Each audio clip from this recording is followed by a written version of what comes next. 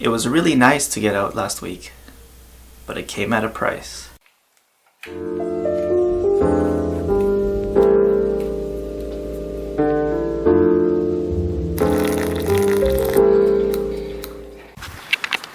I'm gonna try to build a snowman for the baby.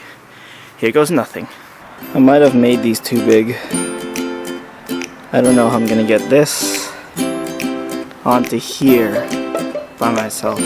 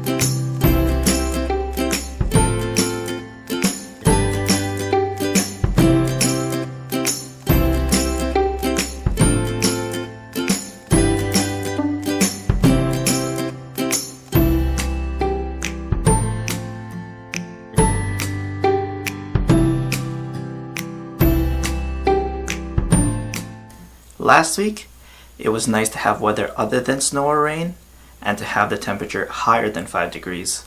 This meant that we could go out again, and we could take baby with us. So we went out. A lot. Well, as much as we could. The problem is, when we go out, baby's sleep and feeds both get affected. I don't usually worry too much if he has an off day and eats or sleeps a little bit less, but when it's 4 days in a row, that's a little concerning. That means for most of the week, baby is a little underfed and a little sleep deprived. Yes, that's probably a bit of an overreaction, but that's what new parents do. Or maybe it's just us. When we haven't gone through these things before, and our references are books and websites, and these references say that baby's supposed to be eating X amount of meals per day and sleeping X amount of hours per day, and our baby isn't hitting that, well, what am I supposed to think? So I start worrying about baby's development, both physically and neurologically. Now I know these are just guidelines and that every baby is different, so I find that I have to reassure myself. As long as he's gaining weight, his measurements are increasing, then physically he's doing well. Same thing with neurological milestones. As long as he's hitting these that are around his age, then he's doing just fine. I know my wife had a little bit of anxiety around these milestones herself, so she had to take a step back and try and look at the bigger picture as well.